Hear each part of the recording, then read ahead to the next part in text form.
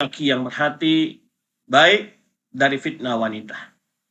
Bahkan Rasulullah SAW menyebutkan bahwa fitnah yang paling berat ditinggalkan bagi kaum lelaki dari umat beliau adalah fitnah wanita. Maka dari itulah Islam memberikan tuntunan yang terbaik bagi kaum wanita.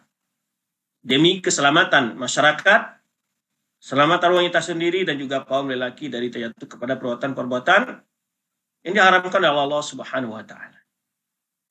Perbuatan yang paling dahsyat adalah jatuhnya laki dan perempuan itu dalam perbuatan zina. Para akhwat, rahmati Allah Subhanahu wa taala. Semoga antumnya semua diberikan taufik oleh Allah Subhanahu wa taala untuk mengamalkan aturan yang telah Allah turunkan kepada Rasulullah SAW. Karena yakinlah kecantikan yang hakiki bukanlah dengan menampilkan kecantikan kulit, wajah kepada lain jenisnya yang tidak mahram.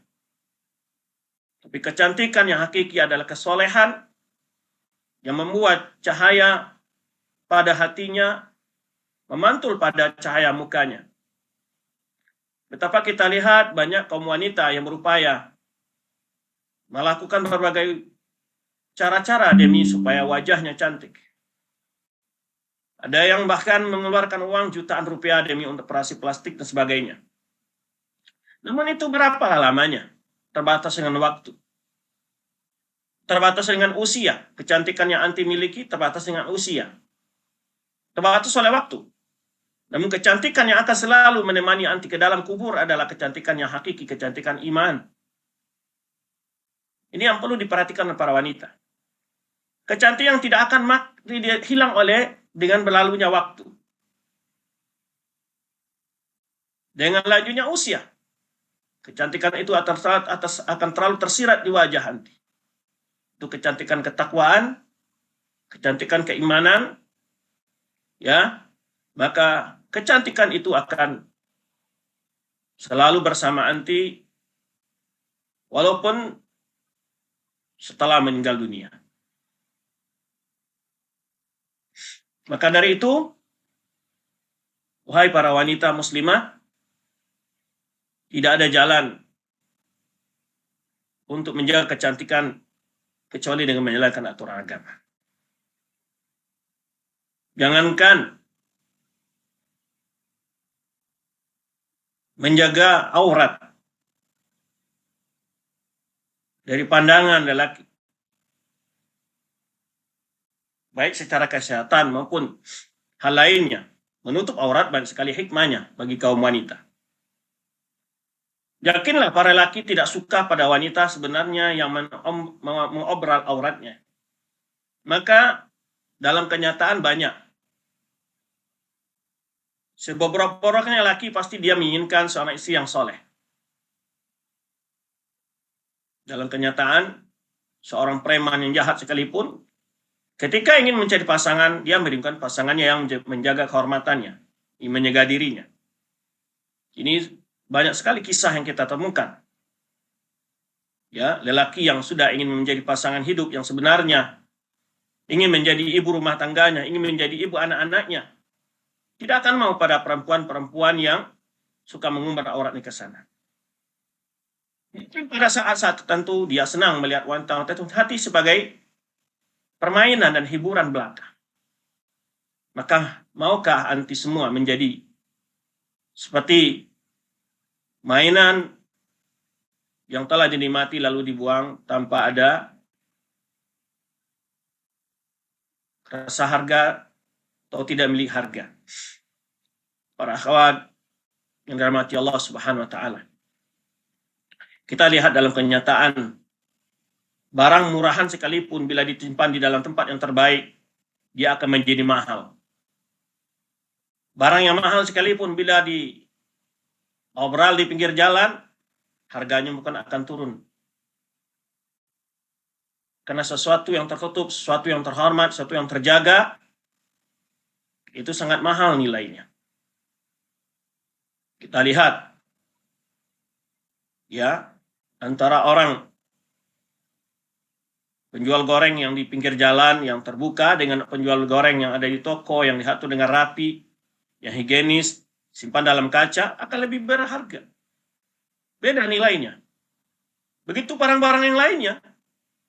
Jika dijual di tempat yang mahal, tersimpan rapi, bersih, akan naik harganya.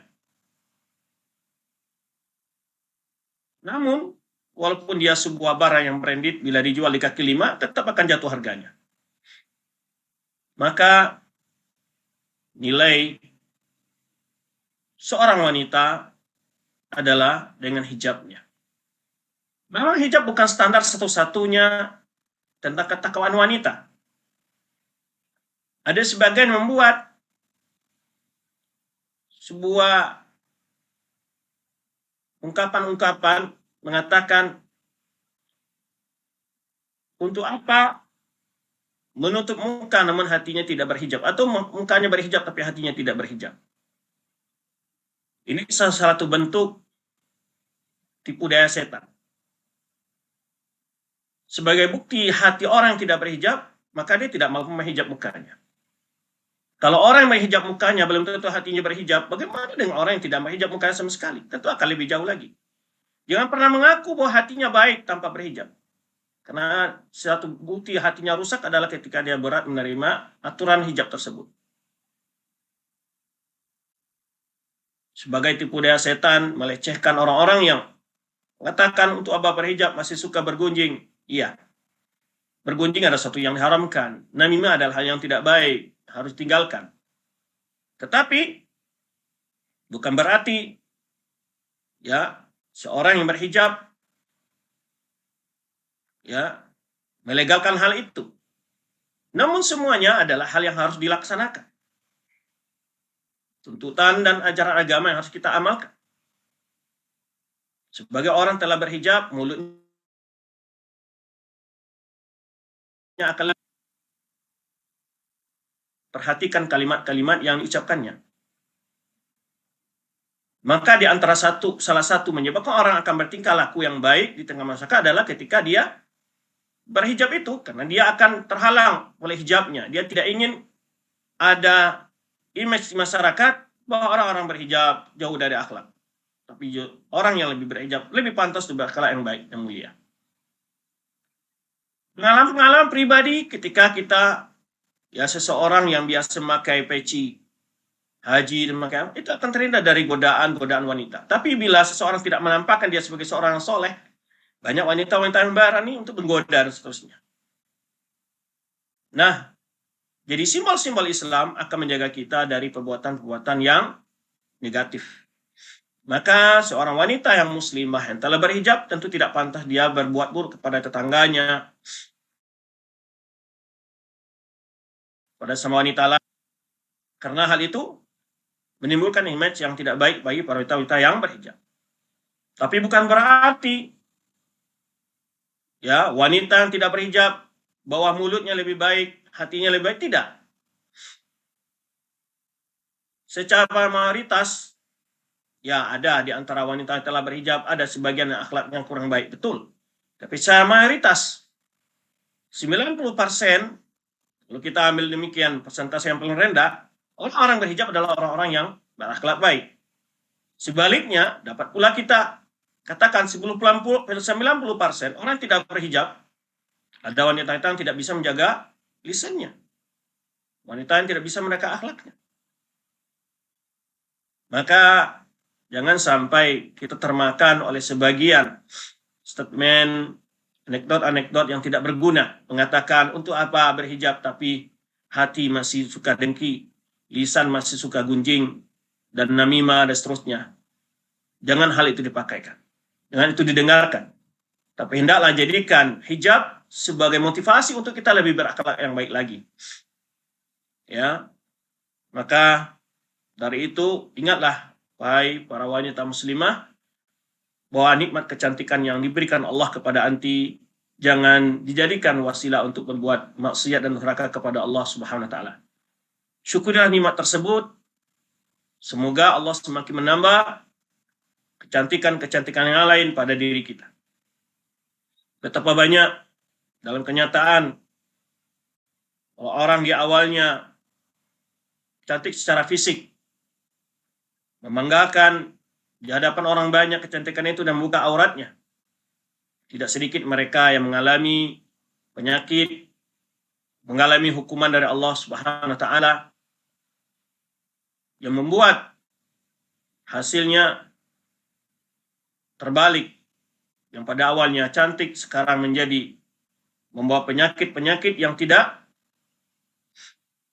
bisa disembuhkan atau mungkin merusak kulitnya, wajahnya, dan seterusnya.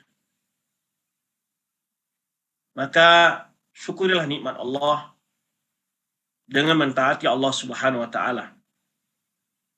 Pada kesempatan ini kita akan mencoba melihat sebagian penjelasan yang akan dibahas oleh penulis dalam Kitabul Mar'ah ini, yaitu dengan topik Al-Mar'atu wal Hijab, wanita dan hijabnya. Bila mulai kapannya ayat Al-Mar'ah, wahai para wanita, inna wajibu alaiki an tahtajibi bi taqtiyati wajhiki. Diwajibkan atasmu untuk berhijab dengan menutup wajahmu dan tempat-tempat yang menimbulkan fitnah darimu. Tempat-tempat yang menimbulkan fitnah darimu. Wa ma'na al-hijab an tastura al-mar'atu badanaha, yaitu makna dari hijab itu adalah bahwa wanita menutup semua badannya. Qad dalla ala dzalika al-kitab wa sunnah wal i'tibar wal qiyas al-muttarid. Hal ini telah disebutkan tentang kewajiban itu terdapat dalam Al-Quran dan Sunnah, dan juga dalil-dalil kias yang berlaku dalam melihat topik ini. Maka akan dimulai dalil-dalil Al-Quran dan Sunnah, dan demikian pula sirah salafus soleh. Kalau kita lihat di dalam penjelasan sejarah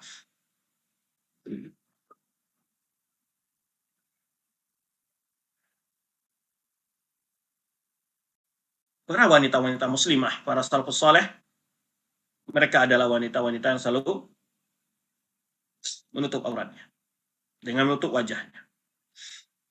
Tapi kita akan coba melihat berapa ayat atau dalil-dalil yang akan dimukakan di sini. Yang pertama surat Nur ayat 31. Surat An-Nur ayat 31. A'udzubillahi minasyaitonir rajim. Wa qul lil mu'minati yaghdudna min absarihinna wa yahfazna furujahunna wa la yubdina zinatahunna. Katakanlah kepada wanita-wanita beriman untuk menundukkan pandangan mereka dan menjaga kemaluan mereka atau kehormatan mereka. Dan janganlah mereka memperlihatkan perhiasan-perhiasan mereka, arti aurat mereka. Illa ma dhahara minha, kecuali yang tampak dari antaranya. Wal yadribna bi khumurihinna ala jubihinna, hendaklah mereka menutupkan selendang mereka di atas dada mereka. Kalau kita lihat ayat ini, Allah memerintahkan kepada Rasulullah SAW untuk menyampaikan kepada wanita yang beriman, pertama, menjaga pandangan mereka. Dan juga menjaga kemaluan mereka, kehormatan mereka. Lalu menyebutkan hal-hal yang harus dilakukan demi untuk terjaga pandangan dan kehormatan mereka itu. Jangan memperlihatkan aurat mereka. Itu bagian daripada menjaga kehormatan dan kemaluan mereka. Kecuali yang tampak di antaranya. Lalu diperintahkan setelah dilarang untuk memperlihatkan auratnya dan hiasan dirinya yang menarik bagi laki-laki, disuruh untuk menutup. Ini ketegasan yang berkali-kali di dalam ayat ini sebenarnya. Sebenarnya kalau sudah disebut hendaklah menjaga kemaluan mereka, kehormatan mereka, mungkin terbayang menutup bagian-bagian yang sangat sensitif saja. Tapi ditekankan lagi, walau ibni zinatun, siapa bagian di tubuh mereka menjadi menarik bagi lawan jenisnya juga harus ditutup. Wala yubdina zinat, jangan diperlihatkan, dilarangan. Kemudian datang lagi perintah untuk menutup. Wal yadribna bi khumurihinna ala jubina. Hendak mereka menutupkan selendang mereka dari atas ke dada mereka. Maka ahli tafsir menyebutkan ini dalil tentang wajibnya menutup wajah bagi wanita. Karena disebut di situ bukan berarti memakai selendang di leher lalu ditutup sini, bukan. Karena masuk lihat umurihinna adalah selendang yang dari atas begini yang menutup muka sampai ke dada. Itu penafsiran para ulama. Yaitu khumur, selendang atau jilbab atau hijab yang dipakai lalu menutup muka dan dada mereka. Taib. Kemudian setelah itu ada pengecualian yang mana tidak diwajibkan bagi mereka walabina zinatahunna, dan tidak boleh mereka memperlihatkan perhiasan mereka. Nah, perhiasan maksud di sini adalah bagian-bagian yang sensitif selain dari bagian-bagian yang perhiasan yang ini di sini ada bagian ya. Di sini menjaga kemaluan, furujahunna, kemudian ada perhiasan. Itu beda lagi. Ya, kemudian adalah ditutupnya dada mereka, disitu juga dijelaskan. Kemudian dilarang memperlihatkan perhiasan. Di sini aturan yang disebut para ulama adalah bagian yang jadi auratnya di hadapan mahramnya, auratnya di hadapan umum. Ya, dalam ayat ini menjelaskan aurat di depan mahram, aurat di depan umum. Kalau di depan mahramnya ada aurat hanya di batas siku ke bawah, kemudian leher ke atas, dan lutut ke bawah. Itu yang umum di rumah. Sebagian anak-anak perempuan memakai pakaian yang terbuka sampai di sini, ya, atau kelihatan pusarnya, atau memakai celana short yang kelihatan pahanya, itu tidak benar. Ya, itu termasuk menjadi fitnah dan tidak kita ragukan sekarang.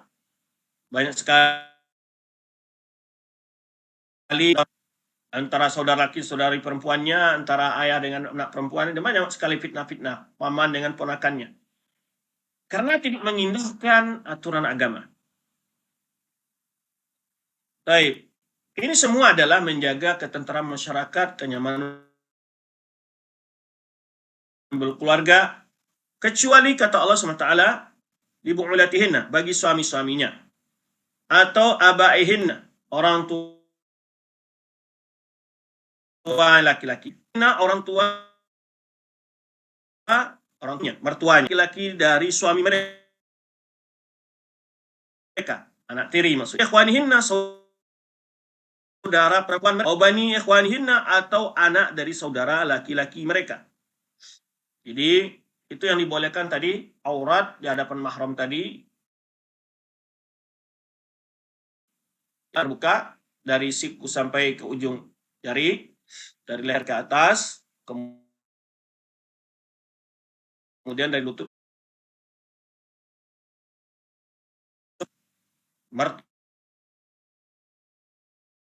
anak laki-laki atau anak tiri kita, ya, bagi ibu nih yang perempuan, saudara laki-lakinya, anak laki-laki dari saudaranya laki-lakinya, atau anak laki-laki dari saudara perempuannya, atau wanita-wanita muslimah, dan malakat imanhunna, dan budak-budak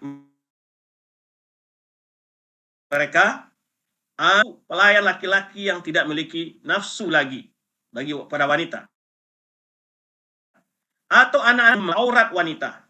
Nah, itu boleh dia terbuka bagian yang dari sikunya sampai ujung jarinya. Nah, kemudian wala yadribna bi arjulihinna, jangan pula ketika berjalan menghentakkan kakinya, liyu'lama ma yukhfina, agar diketahui apa yang tersembunyi dari perhiasan mereka, baik perhiasan yang tersembunyi memiliki suara ataupun lenggak-lenggok dari tubuhnya, ya, bokongnya dan lain sebagainya. Di lain berjalan yang dapat memancing nafsu lawan jenisnya. Kemudian setelah itu Allah panggil watubu ilallahi jami'an ayyuhal mu'minun. Watubu ilallahi jami'an ayyuhal mu'minun. Allah panggil semua, hendaklah kalian bertobat kepada Allah semua wahai orang beriman, la'allakum tuflihun. Semua orang tua laki-laki, orang tua hendaknya. Kenapa di ayat terakhir ini suruh bertobat di sini? Dan tidak perempuan saja, ayyuhal mu'minun, semua orang beriman, laki-laki perempuan, kemudian kalian beruntung. Tanggung jawab seorang ayah, bagaimana dia mendidik putri-putrinya agar berhijab. Tanggung jawab seorang ibu, bagaimana putri-putrinya agar berhijab. Tanggung jawab seorang saudara laki-laki, bagaimana supaya saudari ini berhijab. Tanggung jawab saudari perempuan juga menasihati saudari-saudarinya yang lain. Mertua menasihati penantunya, ya, dan seterusnya. Hendaknya saling menasihati di antara mereka agar mereka mendapatkan keridhaan Allah Subhanahu wa taala dalam kehidupan mereka. Terutama dalam kondisi atau dalam masalah menutup aurat. Para wanita muslimah mati Allah Subhanahu wa taala. Maka sungguhnya Allah Subhanahu wa taala faqad amara Allahul mu'minati bihifdzi furujin. Dalam ayat mulia ini Allah memberitakan kaum mukminat, perempuan-perempuan beriman, untuk menjaga kemaluan mereka. Dan memerintahkan untuk menjaga, ya, wal amru bihifdzil farji amrun bihi wa bima yakunu wasilatan ilaihi. Di sini di samping menjaga kehormatan tadi, disuruh menjaga jalan-jalan untuk terjaganya kehormatan. Wasilah, jalan yang dapat terjaganya kehormatan itu. Jadi menjaga kehormatan, bagian dari menjaga kehormatan itu adalah ada jalan-jalan yang dapat terjaga. Ya, sabun nazar ila mar'ah, membuat orang ingin mengetahui wajahnya. Kalau terbuka membuat wajahnya. Wa ta'amul mahasiniha. Dan juga menikmati kecantikannya. Karena kalau wanita tidak menutup wajahnya, menyebabkan orang melihat wajahnya. Ketika orang melihat wajahnya, pasti orang memikirkan kecantikannya. Wa taladzur bidzalika, dan menikmati hal itu. Wabitali ilal usul wal ittisal. Kemudian ada pancingan, ingin mendekatinya, ingin memiliki dan berhubungan dan seterusnya. Nah, ini oleh sebab itu para madhab ulama yang berempat itu mewajibkan wanita untuk menutup wajah. Ya, tidak khilaf di antara mereka. Hanya khilaf mereka menutup karena aurat sebagai aurat atau karena fitnah. Madhab ya Abu Hanifah, Imam Malik, Malikiyah, Syafi'iyah, mereka mewajibkan menutup wajah bagi wanita dengan alasan fitnah. Menimbulkan fitnah. Walaupun mereka tidak mengatakan wajah sebagai aurat yang ditutup waktu sholat. Tapi mereka mewajibkan wanita untuk menutup wajah dengan alasan an-nazar ilaiha, menjaga fitnah, menjaga tidak terjadi fitnah bagi kaum lelaki dan dia tidak terjatuh kepada fitnah. Semua alasannya begitu. Walaupun mazhab Hanabila, Imam Ahmad mengatakan wajah wanita adalah aurat dan wajib menutup. Tetapi hakikatnya 4 imam mazhab sepakat wanita itu wajib menutup wajahnya. Cuman alasannya berbeda. Kalau Imam Ahmad, dia mengatakan aurat. Kalau mazhab imam yang lain, yang 3 lain, Abu Hanifah, Imam Malik, dan Imam Syafi'i, khasyatul fitnah, adalah supaya tidak terjadi fitnah. Itu. Jadi tidak khilaf dalam, dia ada mengatakan kalau menutup muka itu adalah suatu yang tidak wajib. Ya, karena mereka semua mewajibkan, tapi alasannya yang mewajibkannya berbeda, itu saja.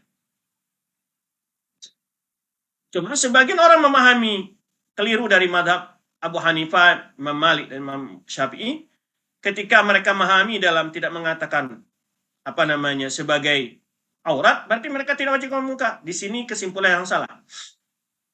Walaupun mereka tidak mengatakan bagian dari aurat wajah wanita, tapi semua mereka mewajibkan menutup wajah dengan alasan yaitu fitnah.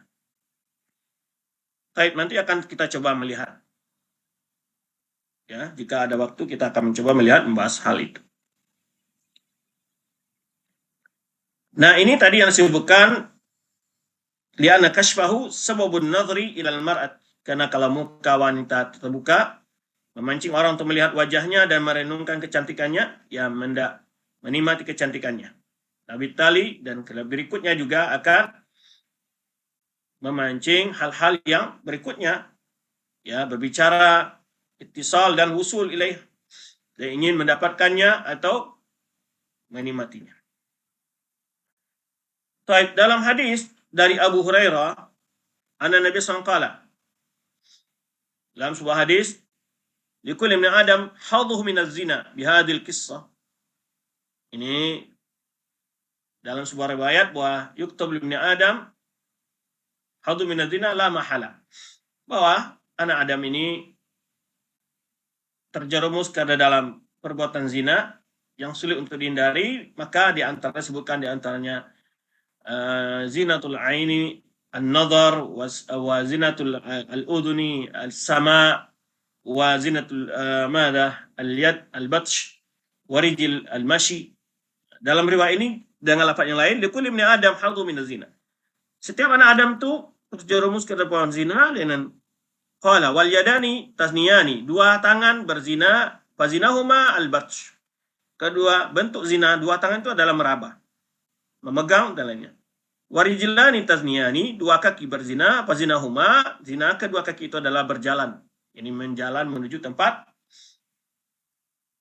terjadinya perbuatan zina atau berjalan bergandengan tangan dan seterusnya. Wal famu yazni fazinahuma al-kubal al-nam. Dan mulut berzina, zinanya adalah berciuman.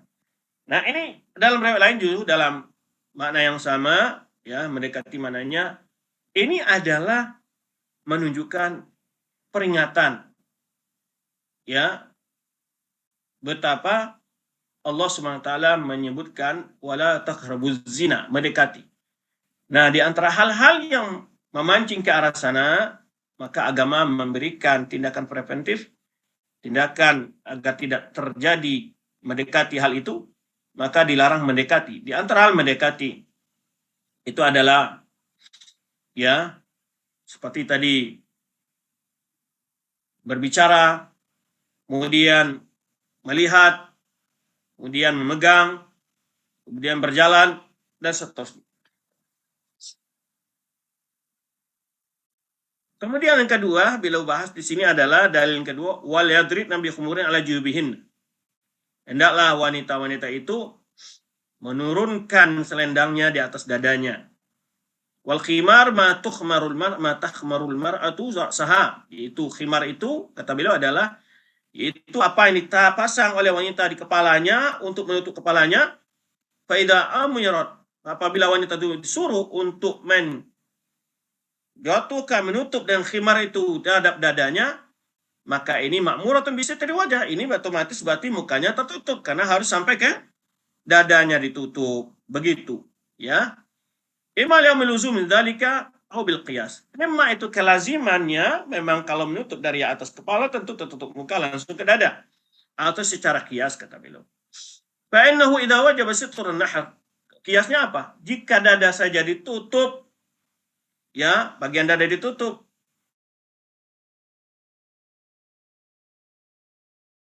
maka itu tempat adalah kecantikan yang lebih menarik daripada dada, dan tempat sangat menjadi fitnah bagi orang yang melihatnya dari kaum laki-laki.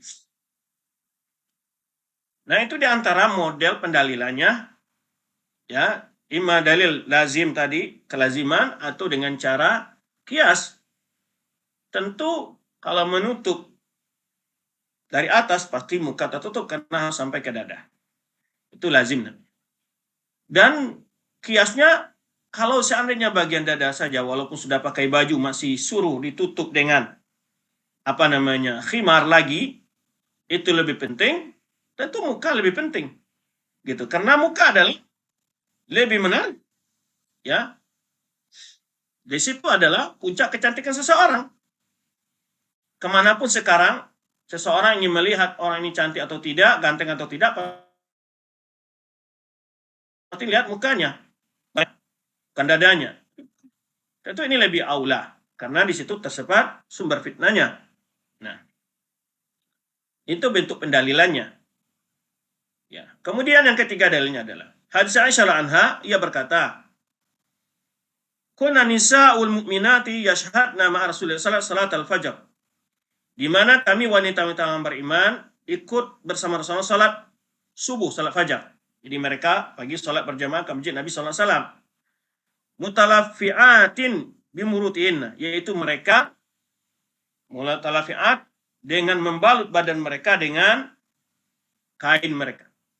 Murut ini itu kalau dicarik atau kain semacam kain apa ya? Ya kain lebar gitu lalu dibalut dengannya badannya. Seperti pakaiannya wanita-wanita Mauritania ya. Mereka disebut dengan Mauritania negara tersebut karena para wanita-wanitanya memakai itu kain yang luas begitu lalu dibalut ke badan mereka. Itu disebut Mauritania. Ini seperti pakaian orang-orang Sudan atau Mauritanianya, dan mereka membalut kalau di kita seperti pakaian carik lah bahasa Jawanya itu ya, yang biasa dipakai oleh ibu-ibu itu. Nah, itu membalut badan mereka dengan itu, dengan menutup aurat mereka.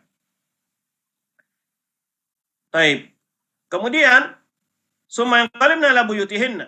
Kemudian setelah selesai salat mereka balik ke rumah mereka masing-masing.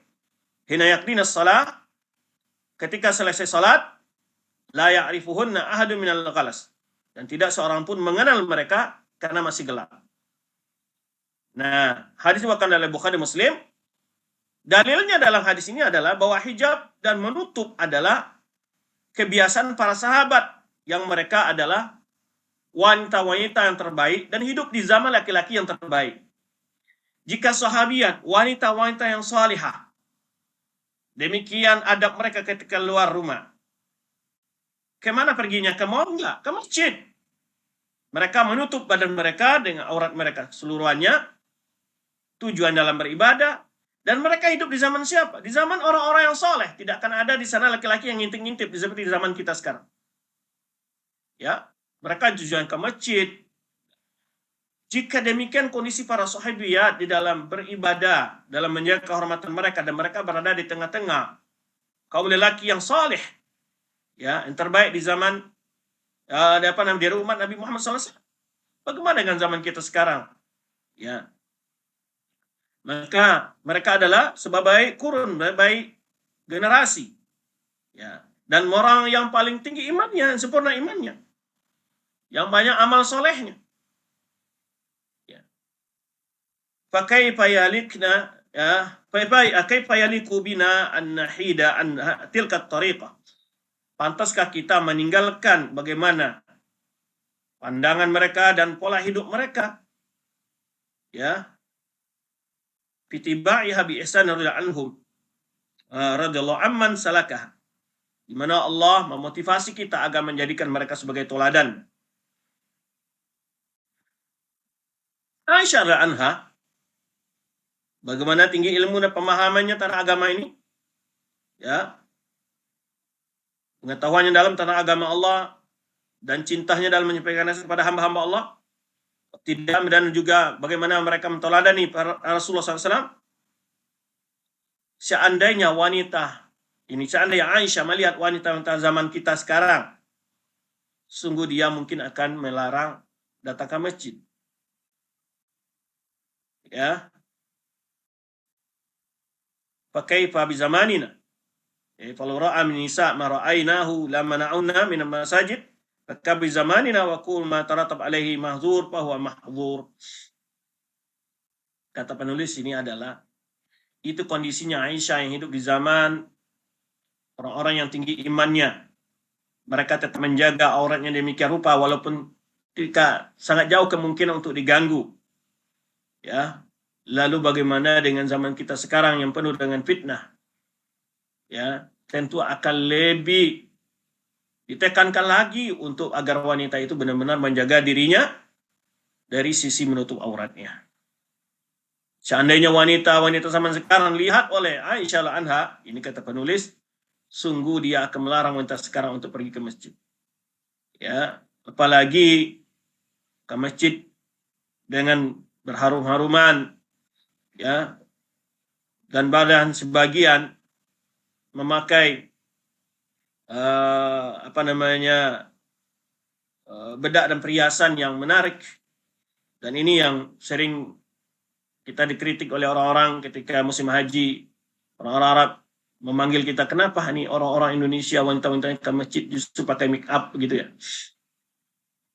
Nah, perhatikanlah para wanita, hendaknya mereka menyadari perintah Rob yang telah memberikan mereka kemolekan, kecantikan untuk mereka taati. Jagalah amanah yang Allah berikan kepada antunna. Jangan dijadikan fitnah, bahkan menjadi alat untuk perusak generasi. Karena musuh-musuh Islam sangat mengerti.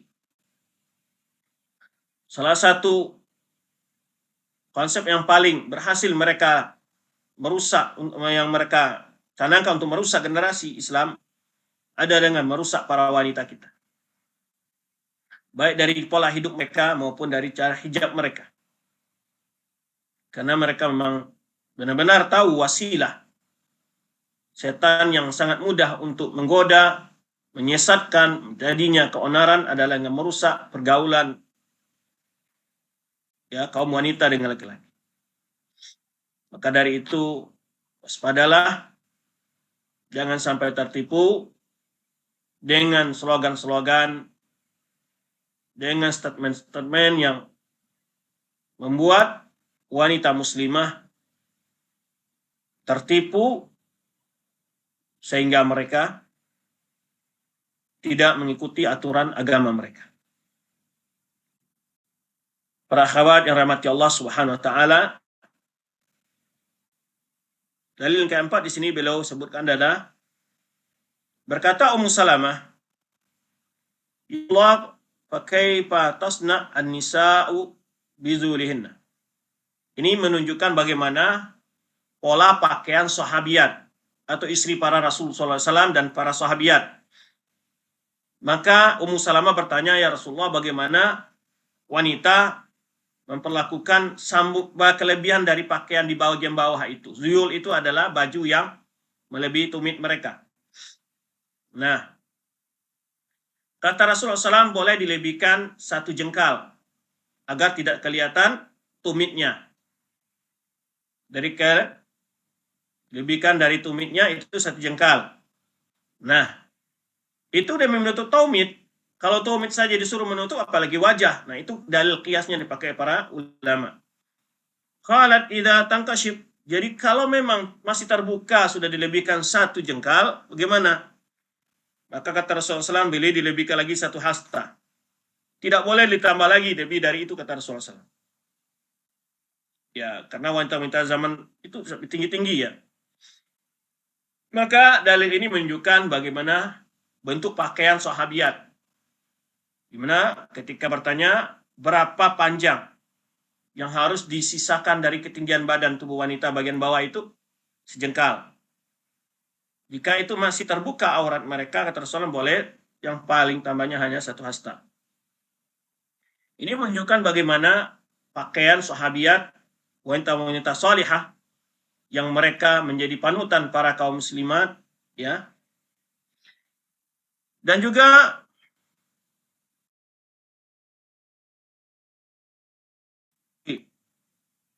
dari Ummu Salamah, ia berkata, qala Rasulullah SAW, turkhil mar'atu min zailiha shibran.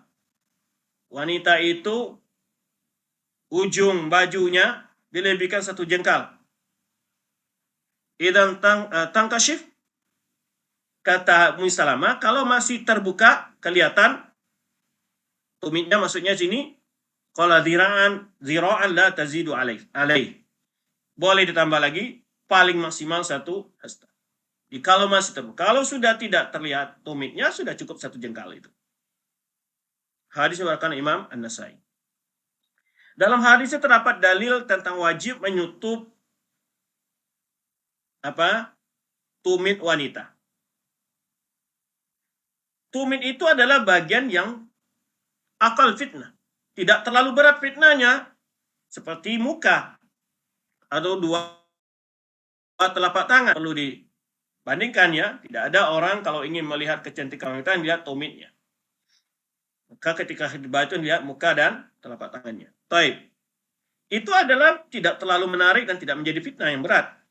Tetapi kenapa disuruh menutup? Nah, dalilnya adalah ketika bagian yang itu disuruh tutup, ini menunjukkan bahwa apa yang lebih tinggi fitnahnya itu lebih ditutup. Wa ma hawa. Jadi patanbih bil adna tanbihun ala ma fawqahu wa ma huwa aula minhu bil hukmi. Diwajibkannya menutup tumit artinya lebih menunjukkan wajib lagi menutup bagian tubuh wanita yang lebih membawakan fitnah. Baik, itu dari dalil yang keempat. Dalil yang kelima adalah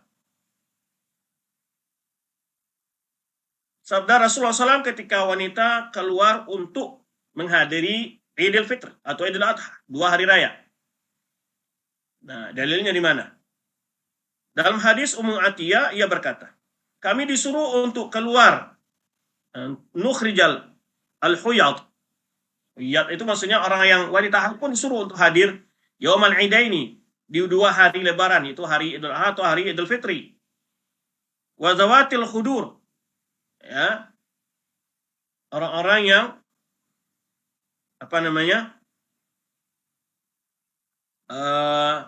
wanita-wanita yang sudah balik, orang-orang sudah haid dan memiliki selendang untuk menutup auratnya, ya, untuk mengikut menghadiri jamaah kaum muslimin dan doa-doa mereka di hari lebaran. Kan disuruh wanita yang haid disuruh datang ke lapangan tempat sholat, karena suatu sunnah di saat lebaran Idul Fitri Idul Adha, wanita yang haid ikut hadir dalam sholat walaupun mereka tidak sholat, tapi menghadiri di lapangan tersebut. Itulah di antara dalil dianjurkan dilaksanakannya sholat Idul Fitri Idul Adha itu di lapangan, agar wanita-wanita yang haid agar bisa ikut menghadiri demi untuk memeriahkan, menyemarakkan hari lebaran tersebut. Nah, namun wa ya'tazil al-hiyadu an musalahun, tapi tidak boleh masuk ke tempat salat kaum muslimin, ya, di pinggir-pinggirannya. Lalu ada wanita yang bertanya, wahai Rasulullah, ihdahuna laisa laha jilbabun. Sebagian kita ada yang tidak punya jilbab. Jilbab dalam bahasa Arab itu pakaian yang menutup dari atas sampai ke bawah gitu. Ya. Qala litulbisha sahibatuha min jilbabiha. Hendaklah saudarinya yang lain meminjamkannya dari jilbabnya. Nah, ini dalil diharuskannya memakai jilbab ketika jilbab bukan definisi yang dikenal di bahasa Indonesia, ya. Jilbab di kita kan tidak, pemakaiannya tidak, pemahamannya tidak termasuk cadar. Tetapi kalau jilbab dalam pengertian bahasa Arab itu adalah pemakaian yang memang menutup sekaligus muka, cadar. Maka ini menunjukkan bahwa kebiasaan di sisi wanita-wanita di zaman Rasulullah SAW adalah tidak boleh wanita keluar kecuali dengan jilbab. Bahwa ketika tidak punya jilbab, dia tidak boleh keluar. Maka tidak diizinkan baginya untuk keluar tanpa jilbab. Ya. Walaupun menghadiri hari lebaran itu disyaratkan bagi laki dan perempuan. Wa kaifa yurakhas fi tarkil jilbab li khuruj ghair masyru'. Bagaimana bisa diizinkan wanita keluar tanpa jilbab bukan dalam alasan syar'i. Tadi alasan syar'i saja tidak dibolehkan kalau dia tidak punya jilbab. Tapi jilbab di sini adalah bukan pengertian jilbab dalam bahasa Indonesia yang ma'ruf, ya. Bal qad yakunu manhiyan anhu, dan boleh saja dia itu dilarang untuk keluar. Ya, dalam hadis ini terdapat, ya, wajibnya berhijab bagi wanita ketika keluar rumah. Itu makanya tadi wanita itu bertanya, bagaimana kalau saudara kita ada yang tidak punya jilbab Rasulullah SAW, dianjurkan untuk dipinjamkan oleh temannya. Kalau seandainya boleh, tentu tidak akan ditanya oleh wanita tersebut. Nah. Kemudian disebutkan di sini syarat-syarat pakaian wanita itu adalah ada berapa syarat di sini? Ayyakuna satiran lima tahu, yaitu betul-betul menutup kulitnya, tidak tipis membayangkan kulitnya. Ghairu syifafin, tidak membayangkan, ya, tidak tipis. Yasiful bishra, itu memperlihatkan kulitnya. Kan ada juga sekarang baju yang transparan gitu ya. Tidak boleh. Itu yang pertama. Tebal menutup, tidak tipis atau transparan. Yang kedua adalah fadhan ghairu dhaiqin, agak longgar. Jangan memakai pakaian yang ketat. Ya, sekarang bukan hanya yang ketat ya, sudahlah bajunya tidak menutup semua urat, maka dipakai yang ketat lagi, ya. Atau memakai baju bayi. Taib. Yang memperlihatkan lekuk-lekuk tubuhnya tidak boleh. Karena berdasarkan sabda Nabi SAW, sinfani min ahli nar lam arahuma. Ada dua jenis penghuni neraka yang belum aku lihat. Ini enggak ada di zaman Rasulullah SAW, belum tidak terlihat di zaman Rasulullah SAW, karena semua para sahabat adalah wanita yang salihah. Ya, qaumun ma'ahun siyatun ka'adnabil baqar yadribuna bihan nas. Yang pertama, ciri penghuni neraka itu adalah orang yang membawa cambuk seperti ekor sapi yang mereka memukul manusia dengan cambuk itu. Yang kedua, jenis penghuni neraka nisaun kasiyatun, wanita berpakaian ariyatun tapi telanjang. Mumilatun, melenggok-lenggok, ma'ilatun ru'usahunna, yaitu kepalanya memakai sanggul-sanggul, ya, seperti punduk onta. Ya. La yadkhulnal jannata wa la yajidna rihaha. Mereka tidak akan masuk surga dan tidak akan mencium bau harumnya surga. Wa rihaha la yujadu min masirati kadza kadza. Sungguhnya keharuman surga, wanginya surga itu dapat ya dirasakan, dicium dari jarak segini dan gini, kata Rasulullah SAW. Jadi tidak boleh memakai pakaian walaupun longgar tapi tipis, tidak boleh. Tebal tetapi ketat juga tidak boleh. Ya, tidak boleh tipis membayangkan kulit atau terlalu ketat. Nah, tidak boleh. Yang ketiga adalah dhafiyan yastud jami' jismiha anir rijal. Ya. Yang ketiga syaratnya adalah menutup semua bagian tubuhnya dari pandangan laki-laki. Dan tidaklah tadhhar li maharimiha illa ma jarat bil ada. Dan tidak boleh juga di hadapan mahramnya memperlihatkan bagiannya seoleh bagian-bagian yang biasa, ya, wala yuqiul maharim fil fitnah, dan juga tidak boleh memperlihatkan bagian-bagian tubuh yang memancing, ya, para keluarga laki-lakinya menjatuh kepada fitnah. Tadi yang kita sebutkan, di dalam rumah bukan berarti wanita tadi bebas memakai pakaian yang terlihat bagian-bagian sensitif dari bagian tubuhnya. Yang keempat, syaratnya adalah tidak menyerupai pakaian laki-laki. Pakaian wanita itu tidak menyerupai pakaian laki. Jadi ada modelnya, warnanya, atau bentuknya. Ini berbeda-beda dari daerah ke daerah lain. Ya, berbeda-beda lah. Ada warna yang khusus tuh warna wanita sebuah bagian negara, sebagian daerah, ada bentuk pola modelnya ada khusus wanita, walaupun warnanya sama. Seperti pakaian, model pakaian Pakistan umpamanya berbeda. Yang wanita agak lebih halus, lebih gimana gitu ya, ada bunga-bunganya. Tapi beda lagi dari Afrika, kadang-kadang bunganya juga mirip, modelnya juga mirip. Yang dimaksud sini adalah menjadi kekhususan bagi wanita. Ada bagian yang memang gabung laki dan perempuan dalam memakai pakaian tersebut. Seperti sendal juga umpamanya. Sendal jepit itu laki perempuan sama aja bentuknya.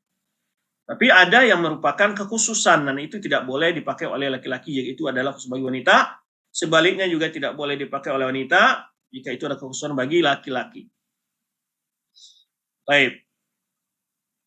Berdasarkan hadis Ibnu Abbas, bahwa Nabi SAW menyebutkan dalam sabdanya, la'anal musyabihati minan nisa birijal wal musyabbihina minan rijal binisa. Bahwa Nabi SAW melaknat wanita-wanita ya yang menyerupai laki-laki dan menyerupailah wanita menyerupai pakaian laki-laki itu bahwa dia memakai pakaian yang khusus untuk laki-laki baik dalam bentuknya atau sifatnya. Menurut kebiasaan masyarakat di setiap tempat. Ya, ada pakaian di setiap tempat tuh. Ada baju kaos kadang-kadang ya sama laki perempuan modelnya. Namun ada model-model atau warna-warna yang merupakan kekhususan bagi laki-laki atau perempuan dan tidak boleh hal itu dipakai oleh perempuan bila itu khusus bagi laki-laki dan sebaliknya juga demikian. Berikutnya, hijabul mar'ah, syarat yang kelima adalah tidak memancing, menarik pandangan orang.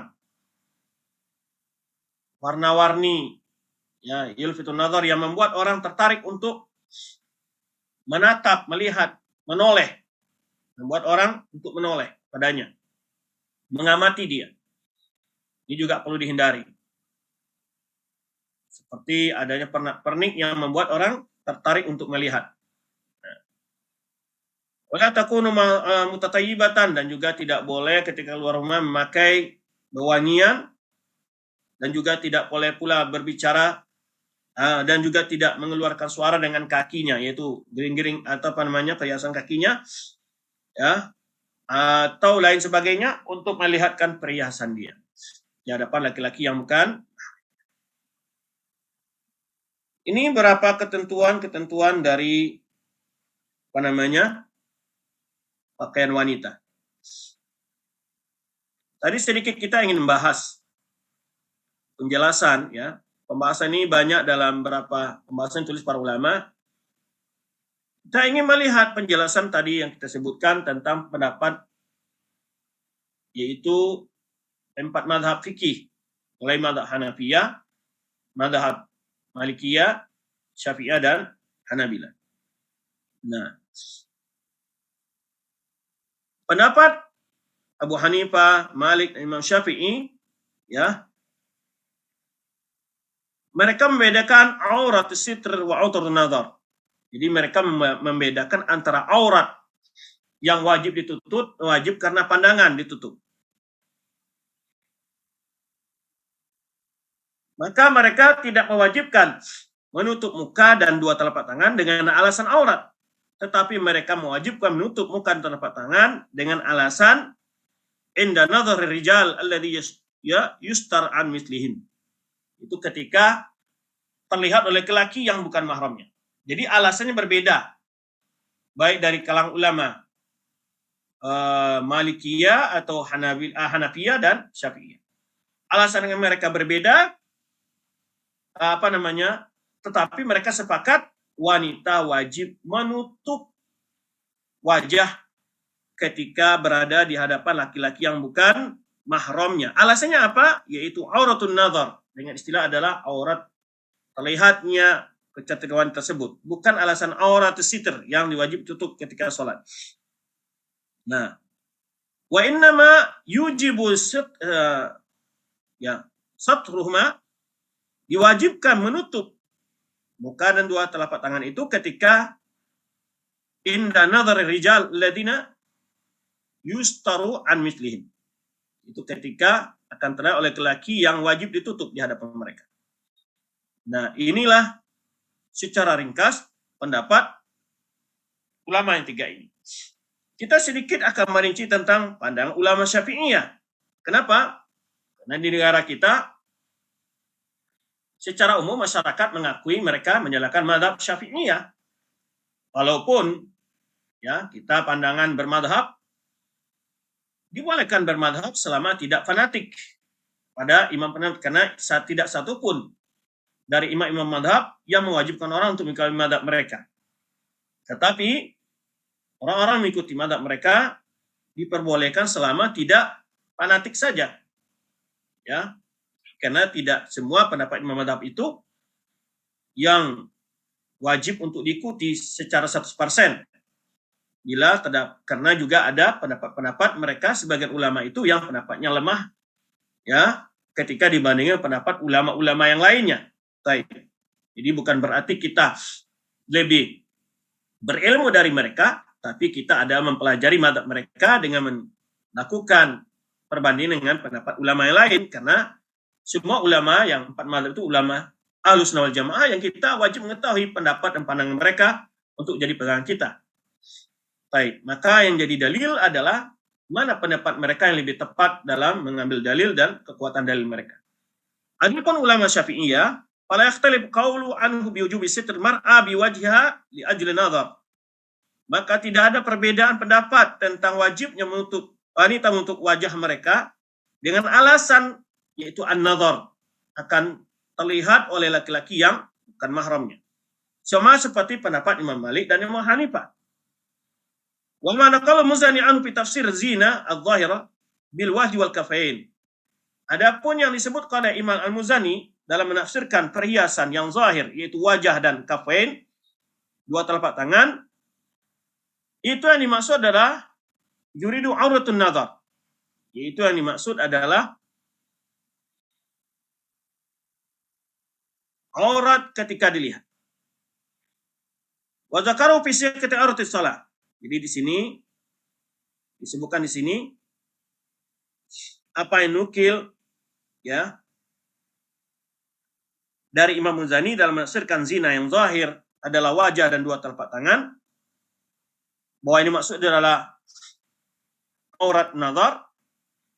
Wa zakaru fi siyaqati auratis shalah, dan dia memperlihatkan, dia berbicara hal itu ketika sedang aurat ketika sedang salat. Karena itulah Imam Baihaqi menafsirkan hal itu ala ibrazil wajhi wal kafain li nadhil maharim la nadhil ajanib. Jadi Imam Baihaqi menafsirkan hal itu bolehnya memperlihatkan muka dan dua telapak tangan dengan pandangan dilihat oleh mahramnya ketika sedang salat, bukan karena pandangan orang yang bukan mahram. Sebenarnya dalam Sunan Kubra Imam Baihaqi menyebutkan hal ini ya, dan juga rijal al-mamaratiz zaman makhsyufail wujuh. Kata beliau, senantiasa laki-laki dalam sepanjang zaman itu mereka adalah orang yang terbuka wajahnya. Wa nisa'u yakhrujna muntaqibatin. Jadi kata beliau, sepanjang zaman laki-laki yang ya terbuka wajahnya, dan wanita adalah yang keluar menutup muka mutanaqibat, memakai cadar.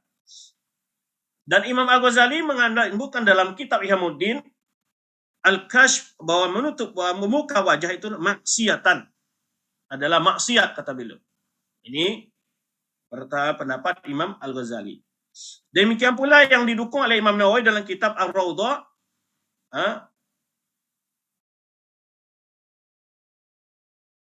Al-Ittifaq alladhi hakahu Al-Juwaini, disebutkan oleh Imam Al-Juwaini.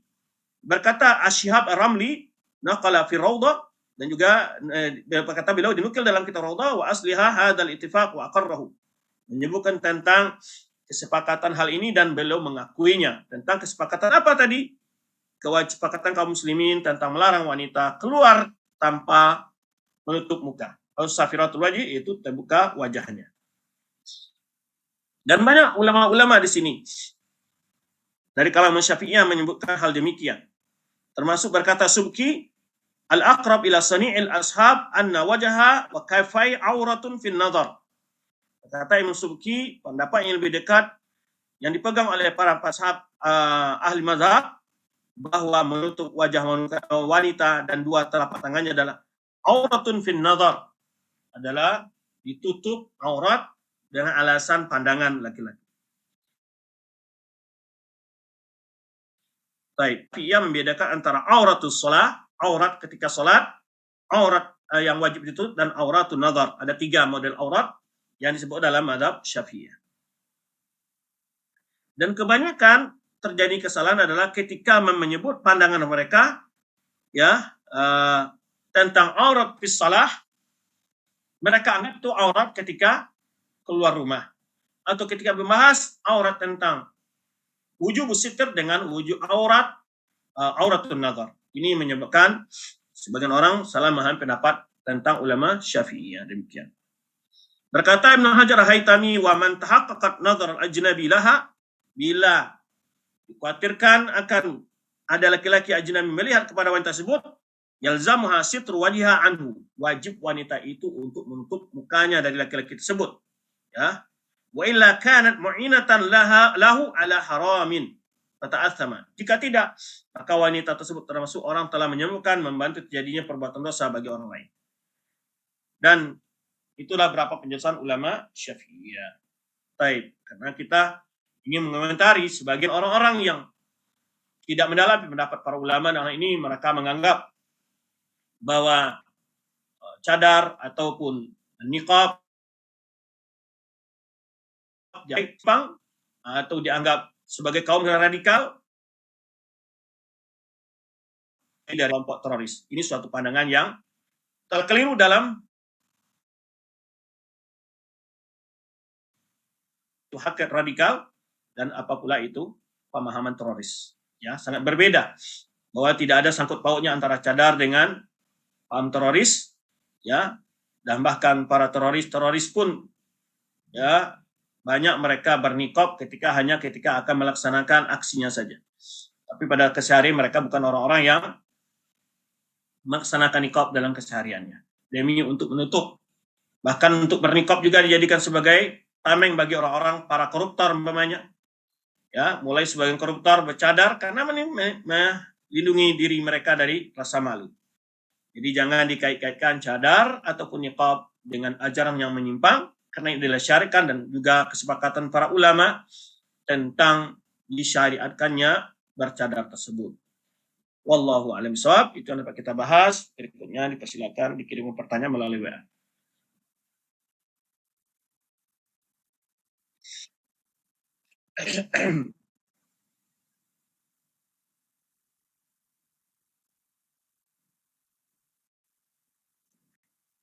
Baik, kita bacakan beberapa pertanyaan.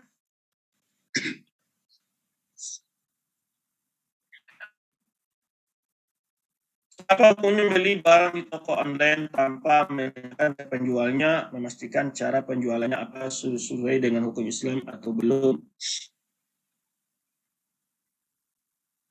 Baik. Pembahasan jual beli akan lebih banyak ditanyakan pada ustaz yang sering bahas pembahasan ini. Ya, secara umum jawabannya kita membeli barang yang jelas itu sudah dimiliki orang tersebut. Ya, tidak perlu kita detail di sedetail-detailnya sebenarnya. Ya, kemana dia beli, apa proses jual belinya. Jika kita berproses dengan dia sudah secara sahih, yang penting adalah proses kita dengan dia. Itu secara umum kaidah jual beli. Tapi akan lebih untuk detailnya bisa ditanyakan pada ustaz yang terbiasa membahas masalah hukum jual beli. Kalau waktu sedang haid, biasanya haid selama 7 hari, tapi di hari 4 sudah bersih. Dan saya yakin nanti akan keluar lagi. Apa saya langsung mandi besar atau... Taib, sudah kebiasaannya 7 hari, dia wajib menunggu 7 hari saja. Walaupun 4 hari sudah berhenti, ya, cuman kali ini saja. Maksudnya, kebiasaannya haid disebutkan ini, yaitu kalau waktu sedang haid, biasanya haid selama 7 hari. Maka kebiasaannya yang diambil. Ya. Dan kemudian dia yakin akan keluar lagi. Ya, kalau keluar yakin berarti masa haidnya hanya terputus saja sedikit. Maka dia ambil kebiasaannya 7 hari. Ustaz, jika kita luput 1 rakaat, ingat sebelum salam, maka tambah 1 rakaatkah? Lalu setelah itu kita terakhir langsung salam, sujud, sawahnya sebelum salam. Jika kita ingat, maka kita langsung berdiri dan menambah sujud sahwi. Katanya sebelum salam. Bertanya Ustaz, apa ikhwan yang sedang ta'aruf bisa memberikan sesuatu kepada akhwat seperti hadiah kecil? Baik. Hadiah menghadiah boleh saja, tetapi dalam kondisi seperti ini akan lebih baik dengan cara yang lebih aman dan melalui walinya. Bagaimana hukum fidyah mengganti puasa Ramadan selama hamil dahulu sedang saat ini sedang menyusui? Ya, diganti sesuai jumlah yang ditinggalkan. Ya, kemudian ya tidak harus berturut-turut. Boleh diganti 2 hari dalam seminggu umpamanya, ya, jika hal itu tidak mengganggu kondisinya.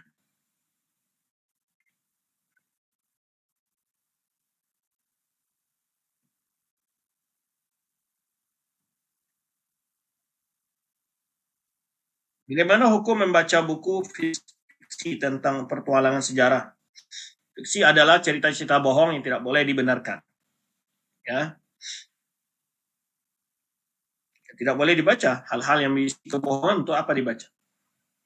Masih banyak kisah-kisah nyata dan kisah-kisah Al-Quran yang sahih itu lebih baik dijadikan sebagai pedoman dan tauladan. Saya melihat anak laki-laki di sebelah saya menyontek ketika di kelas. Seharusnya apa yang saya lakukan? Karena dia bukan mahram saya, Ustaz. Laporkan saja kepada pengawas ujian. Ya. Laporkan kepada pengawas ujiannya. Wajah saya biasa saja, bercadar merasa lebih cantik karena hanya mata ke atas. Mohon nasihatnya Ustaz, saya belum boleh pakai cadar yang ini tidak matanya. Baik, kita berupaya semaksimal mungkin mentegakkan agama Allah, memohon pertolongan kepada Allah Subhanahu wa taala, memberikan pengertian, ya.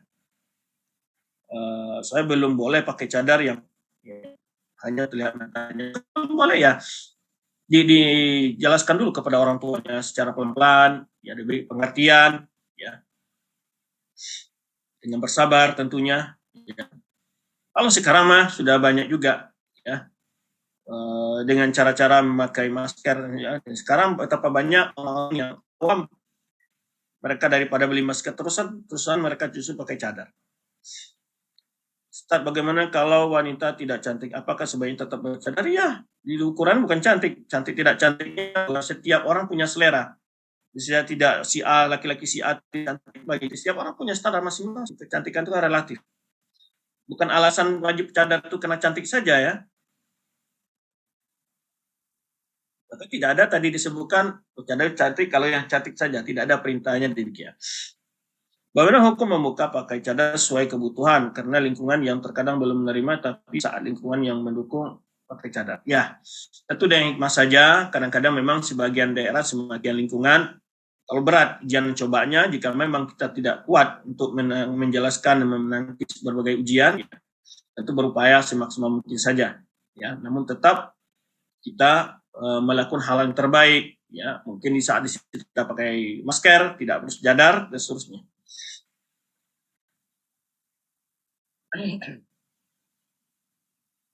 Apakah diperbolehkan melepas pasang cadar, kadang pakai, kadang tidak? Mohon nasihatnya Ustaz. Ya, tentu yang lebih baik itu adalah istiqomah. Ya, tentu lebih baik itu adalah istiqomah, ya, dan tidak bermain-main, niatkan yang ikhlas, ya, dan minta pertolongan kepada Allah SWT agar diberikan istiqomah dalam melaksanakan ajaran agama yang mulia ini. Bagaimana sikap menghadapi teman yang selalu menganggap ketika menasihati kebaikan ia memvonis bahwa Anda merasa orang paling baik, dia marah. Tentu cara kita dalam menasihati demikian, tentu cara yang lebih baik, ya. Maka tidak terlihat kita orang yang menggurui, supaya dia tidak berkesimpulan dan bahwa kita merasa lebih baik.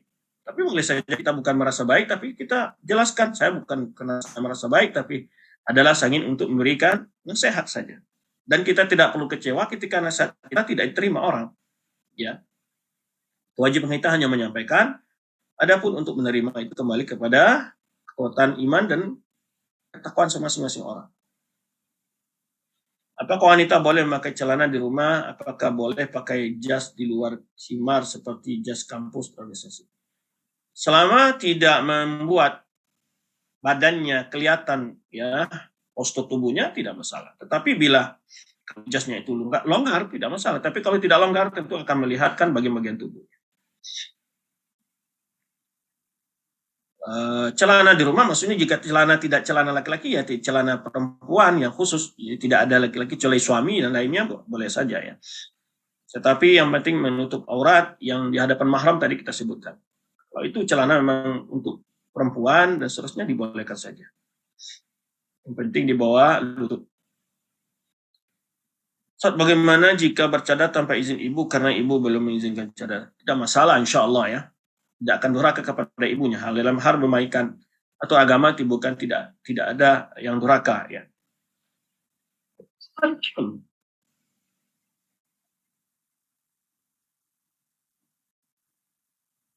Afwan, lalu bagaimana dengan wanita yang baru berhijab tapi dia belum mampu memakai cara hijrah secara pertama, apakah berdosa? Ya, dia berupaya maksimal. Supaya semaksimal terus, belajar ilmu terus, ya, bersabar terus mengamalkan ilmu, ya, semuanya beransur-ansur, ya.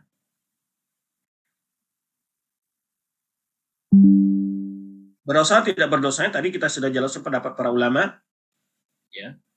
Kalau ulama yang 3 yang selain Imam Ahmad itu mengatakan diwajibkan karena adanya fitnah bagi laki-laki. Saat mau tanya, anak kerja di RSLF jualan gamis cadar tapi dan pusatnya modelnya seorang wanita dan terkadang pakai musik juga, hukumnya bagaimana Ustaz?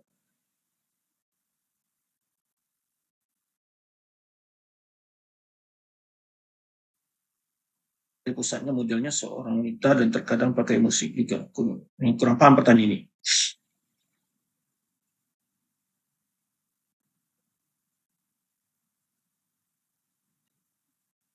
Jika di iklan-iklannya pakai musik ya ini aja yang tidak dibolehkan gitu, bukan tidak boleh menjual cadarnya. Yang salah adalah iklannya. Apakah benar perempuan dikatakan sudah berhijab secara jika sudah tidak membutuhkan mukena ketika hendak sholat? Iya, boleh saja tidak. Kalau dia sudah berhijab syar'i, dia sudah menutup auratnya. Malah itu sudah menutup aurat, sholatnya dengan tanpa harus bermukena. Jika ada suami kakak kita di rumah, apakah kita juga harus memakai kaos kaki? Iya, dia bukan mahram ya. Itu namanya adalah alhamu kata Rasulullah SAW ya. Alhamul maut kata Rasulullah SAW. Jika suami kakak kita ada di rumah, kita wajib untuk aurat di hadapan dia. Dia ada janib ya, bukan mahram bagi kita. Jika berapa mazhab mewajibkan untuk menutup wajah, bagaimana dengan dalil yang mengatakan seharusnya wanita laki-laki diharuskan menundukkan pandangan? Iya, laki-laki juga wajib menundukkan pandangan. Tidak boleh ya. Apa namanya? Jika beberapa mazhab mewajibkan untuk menutup wajah, bagaimana dengan dalil yang mengatakan seharusnya wanita atau laki-laki harus menutup pandangan bukan karena melihat aurat saja, ya.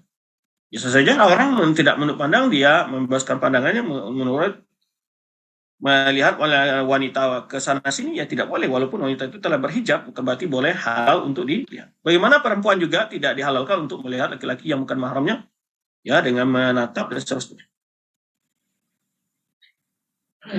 Bukan berarti wanita yang berhijab di hadapan laki-laki tidak bisa memfitnah juga, ya kan? Maka itu lebih sempurnanya adalah menundukkan pandangan. Bagaimana jika lepas pasang cadar karena Anda mengajar di yayasan tidak diperbolehkan pakai cadar sedangkan Anda sudah nyaman pakai cadar kalau keluar rumah? Ya, upayakan saja semaksimal mungkin dan berikan pengertian ke tempat bekerja kita bahwa kita adalah orang yang bercadar. Ya, kapan perlu kalau memang terlalu dipersulit, ya upayakan cari tempat kerja yang lain saja. Anda ingin bercadar dari sebelum nikah, namun orang tua belum seutuhnya suka Anda bercadar, jadi Anda bercadar ketika kajian. Kadang-kadang ayah pernah berikut, kenapa pakai cadar banget?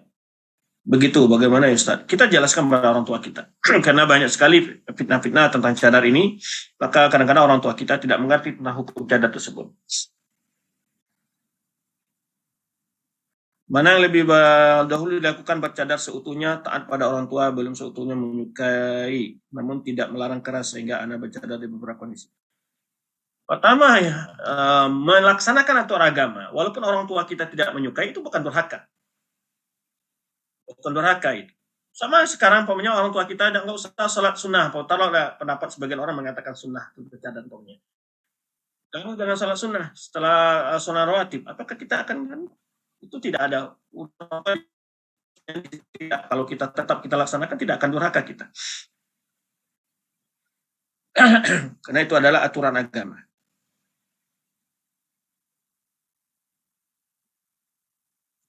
Bagaimana hukum saat disuruh buka cadar ketika sadar mau foto ketika menerima bantuan dari pemerintah? Wah, ini yang repot juga ya. Ya barangkali disuruh aja keluarga kita yang nerimanya ya. anak kita yang laki-laki kita. Kalau darurat ya apalagi ya, kalau kita butuh umpamanya dapat bantuan tersebut. Apa boleh bahwa wanita tidak boleh membaca Al-Quran dengan mikrofon sehingga laki-laki mahramnya mendengarnya? Baik, jika belajar beda lagi halnya, tapi kalau untuk dan baca Al-Quran wanita itu tidak boleh mengangkat suaranya, gitu. Apalagi pakai mikrofon. Ya, maka kita pernah bahas tentang sholat hariya bagi wanita.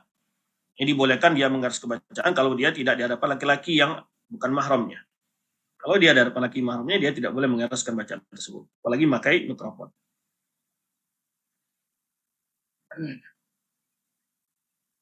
Bagaimana ya Ustaz melihat fenomena sekarang di mana di media sosial utama IG banyak sekali wanita baca dengan melenggak-lenggak lantunan musik, dan ini tentu begini. Maka tadi kita katakan bercadar itu sekarang ada dua kondisi, ada orang karena gaya, model, lagi ngetren, bukan karena memang ikhlas melaksanakan karena berturut agama. Ya, begitu juga jenggot, celana cingkrang, karena lagi ngetren, lagi modelnya seperti itu, supaya dianggap sebagai corak semua. Maka yang penting sekali dalam melaksanakan adalah ikhlas, bukan karena perintah siapa-siapa, ada karena perintah Allah. Kalau dasarnya itu adalah tentu dia akan mengindahkan larang-larang Allah lainnya. Ya, tentu tidak membuat fitnah dan menjadikan cadar sebagai bahan Allah-Allah. Ya, maka tentu hal ini tidak pantas dilakukan oleh seorang wanita-wanita yang bercadar, ya, sementara dia menampilkan aurat-auratnya dengan cara yang lain.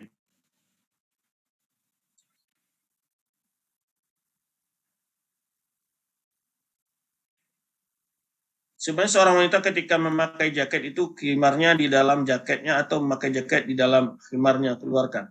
Lebih afdolnya jaket di dalam khimarnya gitu kalau kedinginan, ya, agar tidak terlihat lekuk-lekuk tubuhnya. Bagaimana hukumnya yang awalnya mengambil dalil wajib masalah menutup wajah dikarenakan kecantikannya tapi akhirnya berpindah menjadi sunnah, apakah dihukumi berdosa?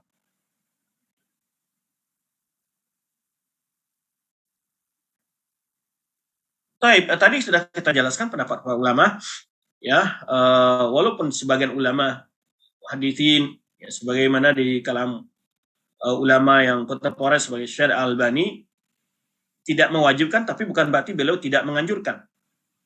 Ya, beliau putri-putri beliau memakai cadar semua dan beliau mengatakan memakai cadar lebih aman dari fitnah dan itu lebih dianjurkan.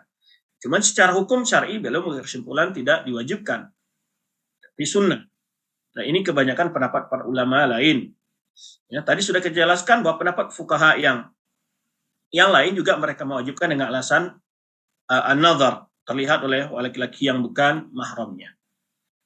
Baik, wallahu alam, kedua-dua pendapat tersebut pendapat yang masyhur sudah lama terjadi perselisihan pandang para ulama, tetapi semua ulama sepakat mengatakan bercadar adalah hal lebih afdal.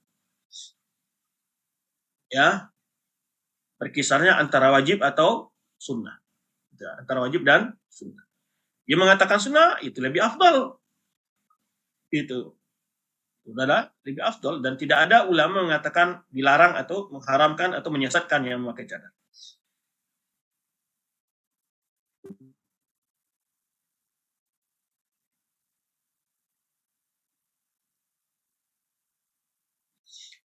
Dan bertanya di sini, salat tahiyatul masjid memakai cadar karena ada CCTV di bagian akhwat. Bagaimana seharusnya? Syukron. Baik, tergantung posisi CCTV tersebut. Jika CCTV itu adalah pengawasannya diawasi oleh laki-laki, ya tidak apa-apa salat memakai cadar. Ada seorang mahasiswa bercadar yang kuliah di salah satu universitas di bawah naungan untuk ulama. Sedangkan di sana bertentangan sekali dengan cadar. Katanya cadar budaya Arab. Bahkan setiap anak mau masuk kampus selalu ditanya sama Pak Satpam, maaf anti dari Arab. Ya, iya, bilang saja bahwa ini kebebasan berpendapat, namun ya bahwa tuntutan bercadar bukan pendapat mazhab tertentu, tapi adalah perkataan para ulama yang mazhab manapun saya tidak ada satupun yang menyesatkan atau melarang memakai cadar. Yang menganggap budaya Arab adalah orang yang tidak mengerti budaya Arab. Karena Arab sebelum ada syariat Islam, mereka adalah orang-orang yang tidak bercadar, orang yang tidak menutup aurat juga. Ya. Maka dari itu turun ayat menyuruh orang-orang untuk berhijab. Jadi perintah untuk berhijab itu bukan khusus untuk orang Arab, tapi untuk orang beragama Islam. Maka orang-orang yang berbicara demikian budaya Arab, tapi dia tidak mengerti budaya Arab sebelum datangnya Islam. Ya, dan dia ingin menghidupkan orang berbudaya jahiliyah yang dipegang oleh Arab sebelum datangnya Islam.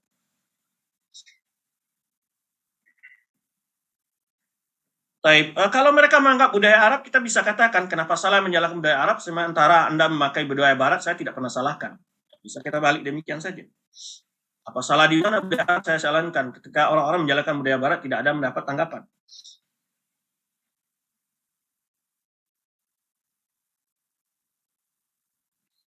Aurat wanita itu adalah seluruh bagian tubuhnya kecuali wajah dan telapak tangan. Ini adalah, jadi saya pakai masker saja bagaimana Ustaz? Tadi sudah kita jelaskan pendapat ulama di dalam masalah aurat. Kalau Imam Syafi'i, pendapat Imam Syafi'i membagi 3: aurat ketika sholat, aurat ketika di hadapan mahram, aurat yang wajib ditutup dengan alasan aurat, dan juga alasan penglihatan laki-laki yang bukan mahram. Jalan ajar agama kita dan tidak perlu kita tentangkan dengan kondisi, ya. Tapi kalau kita dia harus pakai celana, tapi di luar kita tetap pakai kita.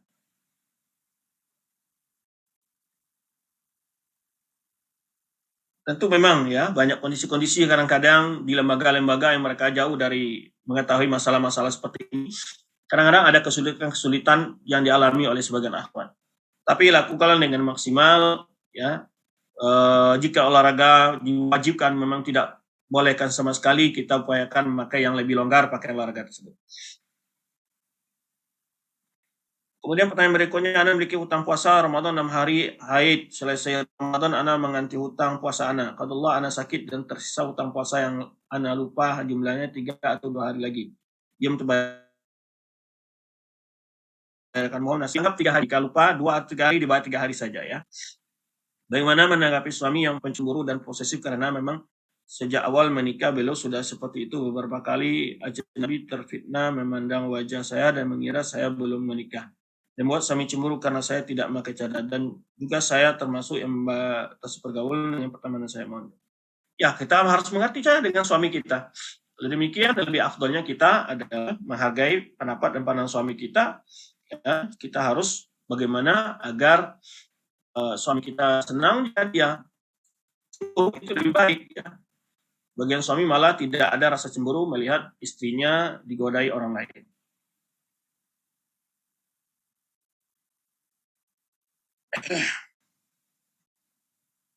Itu pertanyaan tentang hukum operasi sesar melahirkan. Bolehkah seorang wanita melakukan sesar sementara ia bisa melahirkan bayi dengan normal hanya dengan alasan agar tidak termusak jalan lahirnya Farad karena melahirkan dengan normal agar tetap bisa mempertahankan kecantikan suaminya? Hal ini dimakruhkan oleh para ulama karena tujuannya ya demi tetap menjadi seorang wanita yang tetap menjaga kecantikan seperti yang diinginkannya ya. Seperti ini adalah makruh ya dalam hal ini. Itu yang sebagian ada yang bolehkan dengan cara demikian, tapi yang normalnya wanita itu melahirkan ya karena akan sangat berbeda juga dalam hikmah-hikmahnya ketika dia melahirkan secara normal. Jadi kalau dia bisa mungkin normal, tapi tetap dengan demi menjaga kewanitaannya ya itu hukumnya boleh kan oleh sebagian ulama, ada sebagian yang memakruhkan. Saya memiliki kebiasaan rutin 1 minggu menjelang haid mengalami sakit karena haid, namun haid belum keluar. Suami memiliki kebutuhan biologis yang tinggi. Sekarang saat saya kurang fit, saat sakit dan menjelang haid, suami tetap memiliki hasrat yang tinggi untuk menyalurkan kebutuhan biologisnya yang membuat saya tidak bisa menolak. Ini saya tanyakan, berdosakah bila saya menolak keinginan suami? Mohon nasihatnya. Baik, ini untuk pertama dulu dikendalikan kondisinya. Ya, mohon diobati kondisi demikian. Jika solusinya sudah maksimal, tentu diberikan pengertian kepada sang suami. Ya, walaupun dia dalam keadaan terpaksa melayani suaminya, insya Allah itu adalah hal yang berpahala bagi dia. Ya, demikian. Wallahu bisawab. Tutup pengajian kita ini doa kepada majelis. Subhanakallah bihamdika, asyhadu an la ilaha illa anta, astaghfiruka wa atubu ilaik. Mohon maaf jika ada kekurangan penyampaian materi. Wassalamualaikum warahmatullahi wabarakatuh.